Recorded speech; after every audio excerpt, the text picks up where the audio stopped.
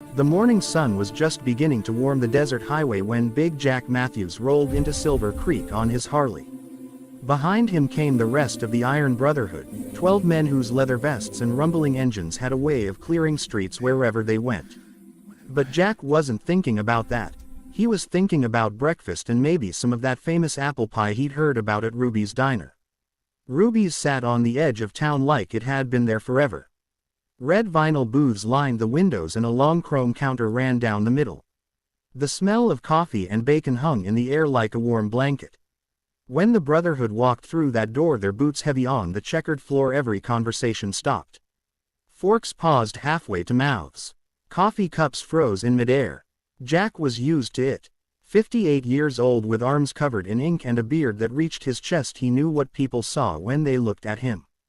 But he also knew what they didn't see. The 20 years he'd spent as a nurse before his wife passed. The way he'd raised his daughter alone after that. The teddy bear he kept in his saddlebag for any scared kid he might meet on the road. The waitress came over with menus tucked under her arm. She was young, maybe 25, with auburn hair pulled back in a ponytail and green eyes that reminded Jack of spring leaves. Her name tag said Natasha. "Good morning, gentlemen," she said, and her voice was steady even though Jack could see her hands trembling just a little. "What can I get you to drink?" "Coffee all around, sweetheart," Jack said gently. "And take your time with those menus. We're in no hurry." As she turned to get their coffee, Jack noticed it. A purple shadow along her jawline, poorly covered with makeup. When she reached for the coffee pot, her sleeve rode up, revealing finger-shaped bruises circling her wrist like a dark bracelet. Jack's jaw tightened, but he said nothing. Not yet. The Brotherhood ordered their breakfast and Natasha moved between tables with practiced efficiency. She smiled at customers and refilled cups, but Jack watched her flinch every time the door opened. Watched her eyes dart toward the window like a deer checking for wolves. When she brought their plates, Jack caught her gently by the hand. His touch was soft as a whisper. "Miss," he said quietly, "I couldn't help but notice you look like you might have taken a fall or something. You doing okay?" Natasha's face went pale, then flushed red. She pulled her hand back, tucking it against her apron. "I'm fine," she said quickly. "Just clumsy. I walked into a door." Jack had heard that one before.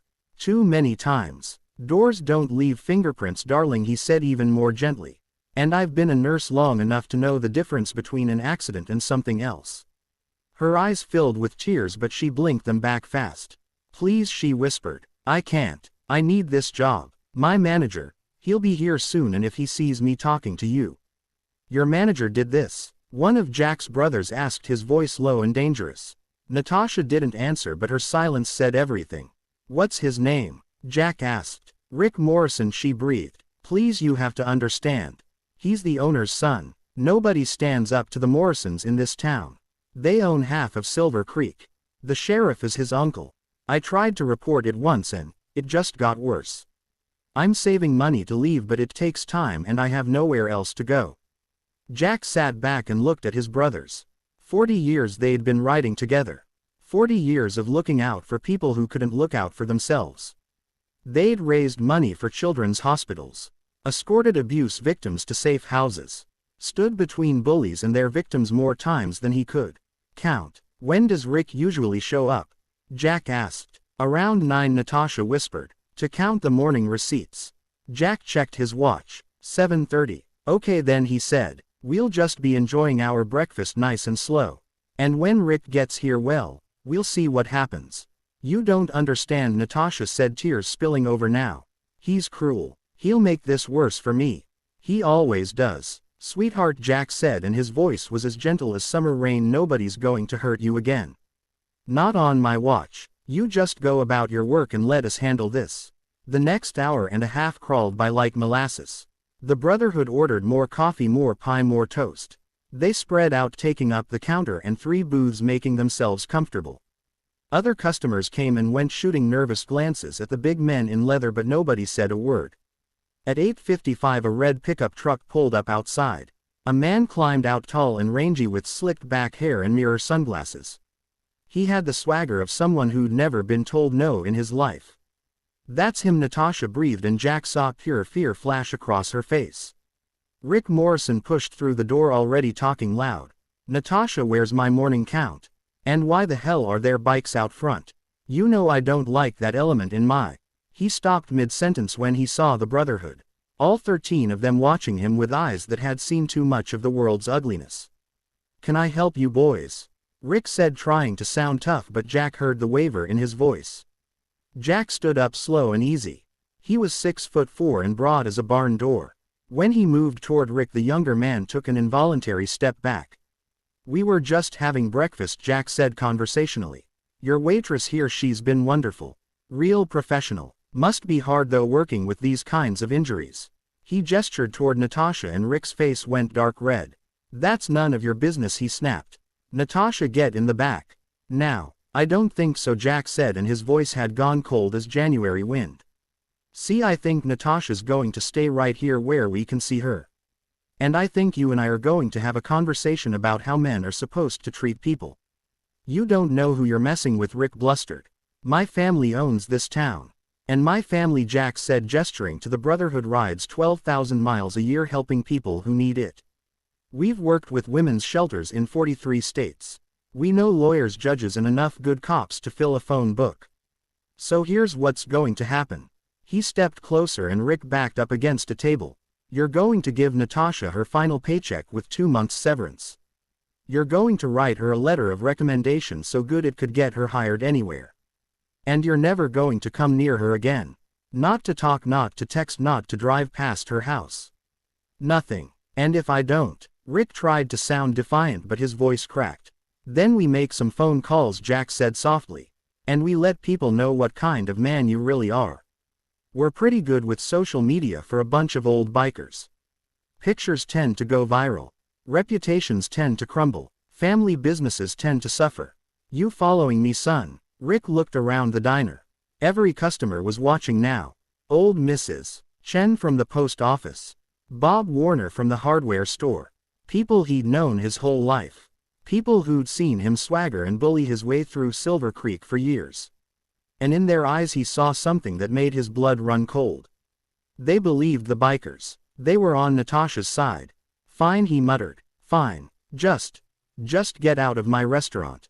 Our pleasure, Jack said. Soon as you write that check. And that letter. 10 minutes later, Natasha stood outside Ruby's diner holding an envelope and crying. But these were different tears. I can't believe you did that, she said. Nobody's ever stood up for me before. Not like that. Everyone deserves someone in their corner, Jack said. Now you've got a decision to make. You can stay in Silver Creek or you can ride with us to Flagstaff. We know a woman who runs a cafe there. Good woman. She's always looking for reliable help and she pays fair. You'd have a fresh start. Natasha looked back at the diner, then at the Brotherhood. These rough-looking men with their scars and tattoos who'd shown her more kindness in 2 hours than she'd known in 2 years. I'll need to pack, she said. We'll wait, Jack told her. Take your time. 3 months later, Jack got a letter forwarded from Flagstaff. Inside was a photo of Natasha standing in front of a cafe wearing a clean apron and a genuine smile. The bruises were gone. The fear in her eyes had been replaced with something that looked like hope. The letter said simply, "Thank you for seeing me when I'd become invisible. Thank you for reminding me that kindness still exists. I'm saving money and taking night classes.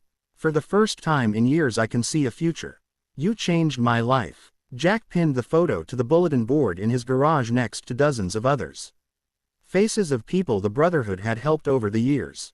Each one a reminder that sometimes the scariest looking people have the biggest hearts.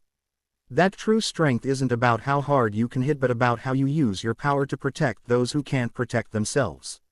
That evening as the sun set over the desert, Jack fired up his Harley. Tomorrow they'd ride again. There were always more roads to travel. More people who needed someone to stand up for them. More chances to prove that kindness and love aren't weaknesses but the strongest forces in the world. He thought about Natasha and her new beginning. About Rick Morrison, who he'd heard had quietly left Silver Creek after the incident. About all the small ways one moment of courage could ripple outward, changing lives in ways you might never fully know.